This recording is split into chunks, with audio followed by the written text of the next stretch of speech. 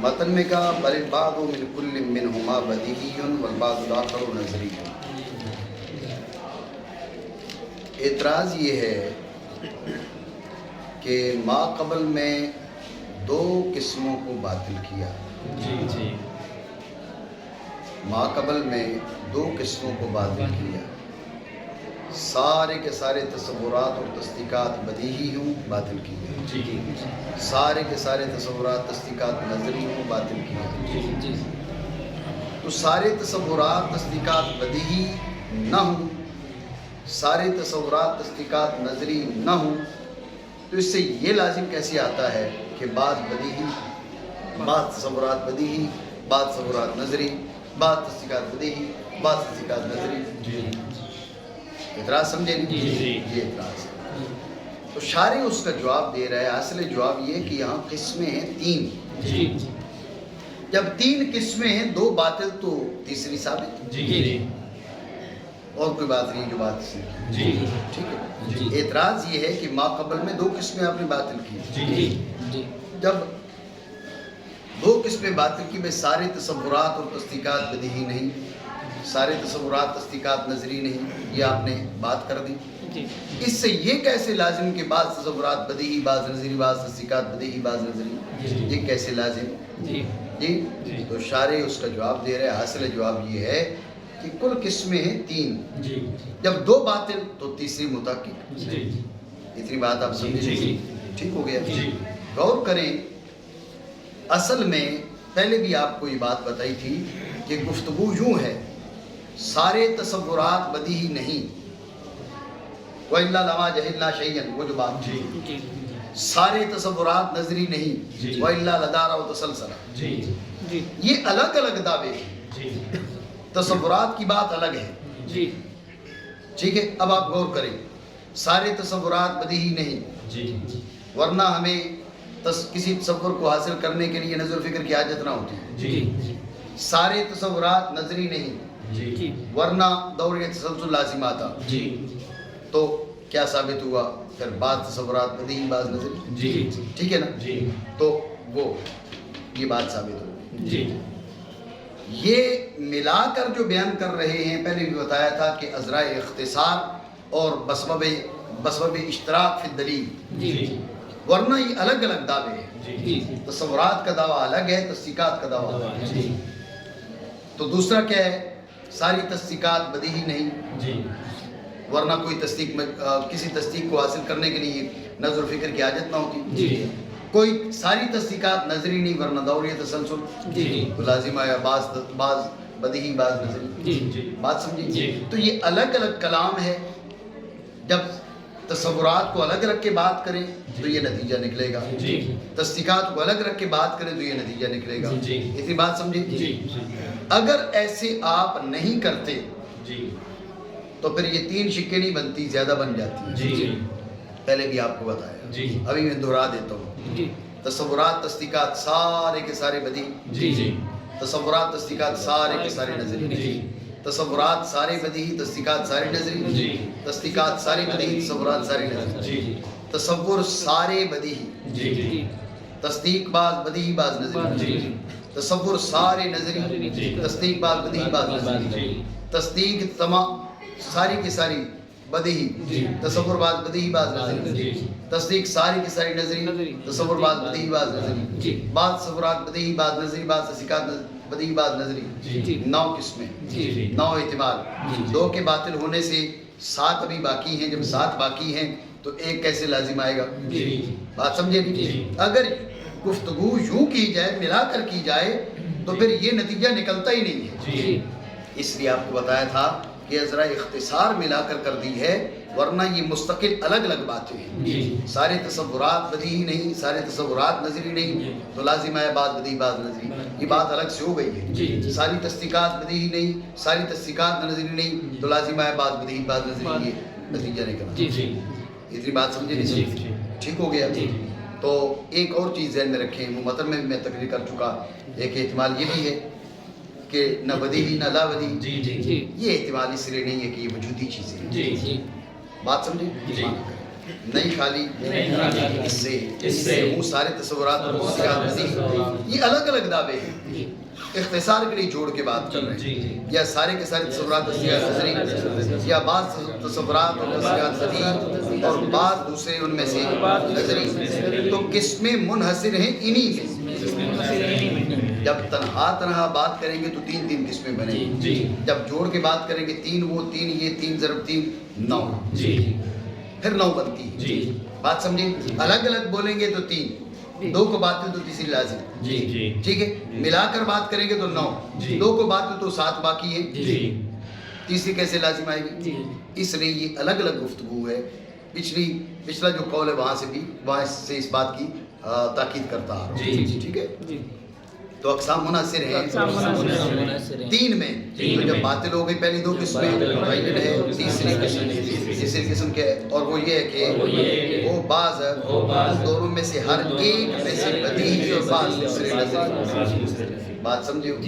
الگ الگ دعوے رکھیں، ٹھیک ہے؟ تو آپ کہیں گے ملا کر یہ ازرا اختصار اور بسبب اشتراک فی الدلیل، دلیل دونوں کی ایک تھی، بات ہے ذہن میں۔ یہ بات پچھلی گفتگو میں آپ کو بتا چکا کہ بھئی یہ کہا جا سکتا ہے کہ جیسے کہا جی سارے تصورات نظری، تصدیقات بعض بدیہی بعض نظری، جی، اور تصورات کو ان سے تصدیقات سے حاصل کیا جائے بطور نظر و فکر نہ دور نہ تصور، تو وہاں پر آپ کو بتایا تھا یہ دلیل مبنی ہے اس بات پر کہ تصور کا حصول تصدیق سے نہیں اور تصدیق کا حصول تصور سے نہیں، تصورات تصدیقات سے حاصل نہیں ہوتے، تصدیقات تصورات سے حاصل نہیں ہوتے، ٹھیک ہے؟ اس پر مزید گفتگو آگے چل کے کچھ ہوگی، وہاں پر مزید وضاحت کریں، بات سمجھے نہیں سمجھے؟ ٹھیک ہو گیا۔ یہ بات ہو گئی دعویٰ کی، کان بل البعض من کل منہما بدیہی والبعض الاخر نظری کی بات یہاں تو اس کے بعد نظری کی تعریف کرتے ہوئے کہا یحصل منہ بالفکر، نظری وہ ہے جو بدیہی سے بذریعہ نظر و فکر حاصل ہوتی ہو، حاصل ہوتی ہو، یحصل بالفعل۔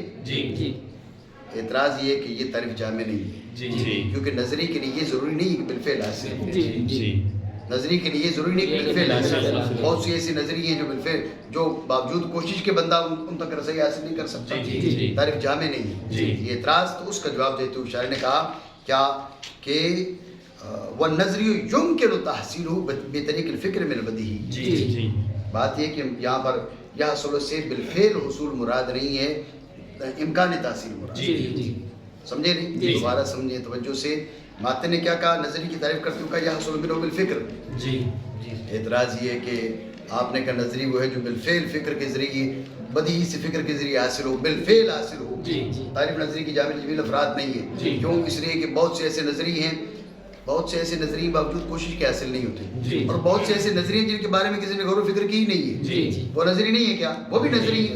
غور و فکر کرو گے تو حاصل ہوں گے نا، غور و فکر کی نہیں ہے تو حاصل نہیں ہے، بات سمجھے نہیں؟ تو لہٰذا نظری کی تعریف جامع نہیں ہے، یہ اعتراض تو اس کا شاعر نے جواب دیتے ہوئے کہا حاصل جواب یہ ہے کہ یہاں پر یحصل سے بالفعل حصول مراد نہیں ہے، امکان تحصیل مراد، بات سمجھے نہیں؟ مان کریں اور نظری ممکن وہ ہے کہ ممکن ہو اس کو حاصل کرنا بذریعہ فکر ہے بدیہی سے، اس نے کہا نا بالفکر، تو یہ با کون سی ہے؟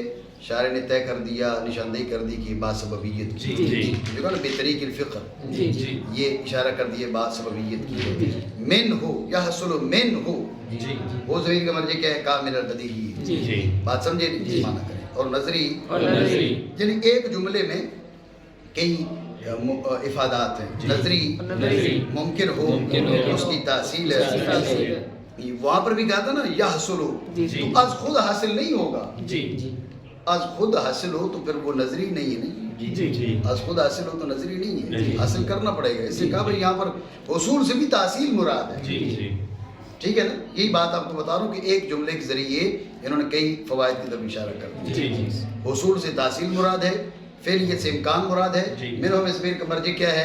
منہ میں ضمیر کا مرجع بدیہی ہے، اور با کیا ہے؟ وہ سببیت، ٹھیک ہو گیا؟ 4 فائدے، نظری ممکن ہو اس کو حاصل کرنا بذریعہ فکر بدیہی سے، توجہ ہے، غور کریں، نظری وہ ہے جسے بدیہی کے ذریعے جسے بدیہی سے بذریعہ نظر و فکر حاصل کرنا ممکن ہے، حاصل کرنا نظری وہ ہے، اس پہ دلیل پیش کرتے ہیں کہ نظری وہ ہے جسے بذریعہ نظر و فکر بدیہی سے حاصل کیا جا سکتا ہے. کیا دلیل ہے کہ نظری کو حاصل کیا جا سکتا ہے؟ دھیان رکھنا، نظری وہ ہے جسے بذریعہ نظر و فکر بدیہی سے حاصل کیا جا سکتا ہے. کیا دلیل ہے کہ نظری کو بدیہی سے حاصل کیا جا سکتا ہے؟ یہ سوال شارح کہہ رہا ہے، اس کا جواب دے رہا ہے، دلیل پیش کر رہا ہے. غور کریں، دو چیزوں کے بیچ ملازمہ کی آپ کو خبر ہو، لازم کے پائے جانے کی بھی خبر ہو، تو ملزوم کے پائے جانے کا پتہ چلے گا نہیں چلے گا؟ آپ کہہ رہے ہیں بھائی جو ہے یہ اس گھر میں بیٹا پیدا ہوا ہے، اس گھر میں بیٹا پیدا ہوا ہے، ٹھیک ہے، بیٹا پیدا ہوا، یہ وجود بھی آپ کو پتہ چل گیا.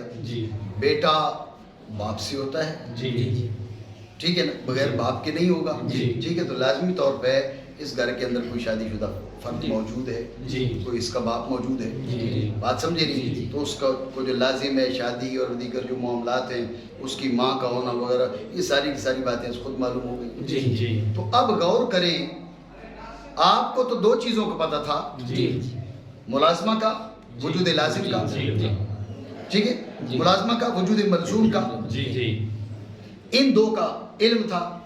وجود لازم آپ کو کیسے پتہ چلا؟ یہی نظر و فکر ہے.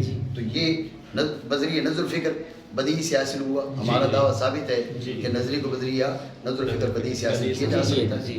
بات سمجھیں، دوبارہ سمجھیں. کہا نا کہ نظری وہ ہے جس کو بذریعہ نظر و فکر بدیہی سے حاصل کیا جا سکتا ہے. کیا دلیل ہے کہ اس کو بدیہی سے حاصل کیا جا سکتا ہے؟ انہوں نے کہا کہ دو چیزیں آپ سامنے رکھ لیں، ملازمہ کی آپ کو خبر ہے، وجود ملزوم کا آپ کو پتہ ہے، وجود لازم بداہتاً آپ کو معلوم پڑ جائے گا.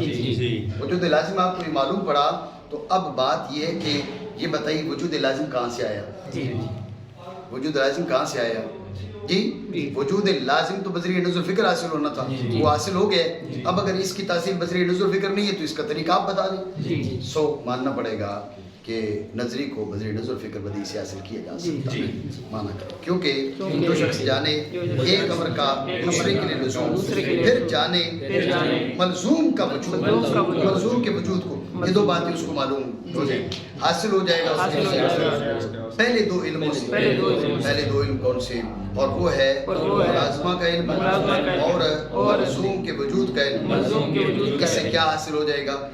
لازم کے وجود کا علم بداہتاً. ٹھیک ہے. اب اگر آپ کہیں جی بدیہی کا، نظری کا اصول بدیہی سے بطور نظر و فکر نہیں ہے، نہیں ہوتا، نہیں ہو سکتا، تیسرا علم کیسے حاصل ہوا؟ تیسرا علم تو متحقق ہے نا، کیسے ہوا؟ نظر و فکر کے ذریعے ہوا. اگر نہ ہو تحصیل نظری کی بطور فکر، نہ حاصل ہوتا علم ثالث، پہلے دو علموں سے حاصل نہ ہوتا. کیوں؟ کیونکہ وہ حاصل ہوتا ہے نظری کی فکر، وہ نظری فکر حاصل ہوا، حاصل ہو گیا تو ماننا پڑے گا کہ نظری کے بدیہی سے بطور نظر فکر تحصیل ہو سکتی ہے. اتنی بات سمجھیں؟ ٹھیک ہو گیا. ایک بات ذہن میں رکھیں کہ یہاں پر دلیل کے طور پہ بات کی ہے تصدیق کی.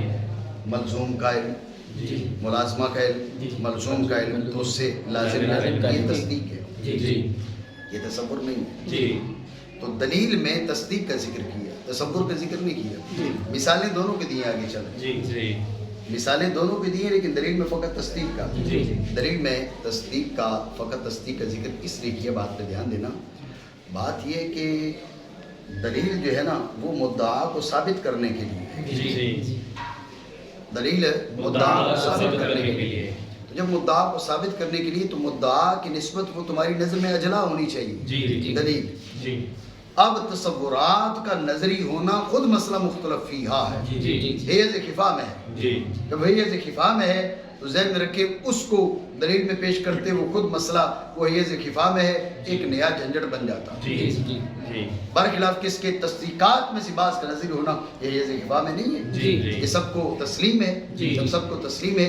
لہذا دلیل میں اس کو ذکر کیا. مثال میں دونوں کو اس لیے ذکر کیا، مثال تو توضیح کے لیے، اور جو جمہور ہیں وہ جیسے تصدیق کو بدیہی نظری مانتے ہیں، ایسے تصور کو بدیہی نظری مانتے ہیں، اس سے مثال میں دونوں کو ذکر کرتے ہیں. ٹھیک ہے.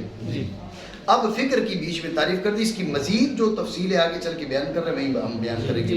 ترتیب، امور، معلومات، عدی، یہ ساری کی ساری بات آگے آ رہی ہے، وہاں پر تفصیل بیان کریں گے. فی الحال آپ اس کے معنی ذہن میں رکھ لیں. ترتیب امور معلومات للتعدی الی مجہول، مجہول تک رسائی کے لیے امور معلومہ کو ترتیب دینا، مجہول تک پہنچانے کے لیے امور معلومہ کو ترتیب دینا، یہ نظر فکر ہے. اور فکر ہے ترتیب امور معلومہ کی مجہول تک رسائی. ٹھیک ہے. آگے ترتیب کے معنی کے امور وغیرہ ساری بات کر رہا ہے، بہت تفصیل ہم بیان کر رہے ہیں. مثال پیش کر دی. نظر فکر جب تصورات میں ہو، تصدیقات میں ہو. غور کریں. امور معلوم ہے آپ کی نظر میں حیوان اور ناطق. اب ہے ترتیب و امور معلومات. ترتیب کیسے دیں گے؟ کہا عام کو مقدم کریں، اخص کو مؤخر کریں. الحیوان الناطق، انسان حاصل. ٹھیک ہے. اچھا، تصدیق میں آپ کو دو چیزیں حاصل ہیں. عالم متغیر ہے، ایک یہ حاصل ہے ہر متغیر حادث ہے. آپ جوڑے عدی اور شد کو بیچ میں لائیں. العالم متغیر وکل متغیر حادث، نتیجہ نکل آئے گا فالعالم حادث. بات سمجھیو؟ تو یہ ہے نظر و فکر کس میں؟ تصدیق میں. اور وہ پہلے جو بتائی وہ تصور میں. بات سمجھے؟ جیسا کہ جب ہم ارادہ کریں انسان کی معرفت کی تحصیل کا، اور ہم جانتے ہوں حیوان اور ناطق کو، ہم ان دونوں کو ترتیب دیں گے. اب ان میں ترتیب کیسے ہے یہ بتا رہے ہیں. بھائی طور کے مقدم کریں گے حیوان کو، مقدم کریں گے ناطق کو، حتیٰ کہ پہنچے ذہن کس سے؟ انسان کے تصور تک. یہ تصورات میں نظر و فکر، تصدیقات میں. اور جیسا کہ جب ہم ارادہ کریں اس بات کی تصدیق کا کہ عالم حادث، بیچ میں لائیں متغیر کو مطلوب کی دونوں طرفوں میں. ٹھیک ہے. یعنی حد اوسط بنائیں اور حکم لگائیں کہ عالم متغیر ہے اور ہر متغیر حادث ہے. ہمیں تصدیق حاصل ہو جائے گی عالم کے حدوث. ٹھیک ہے.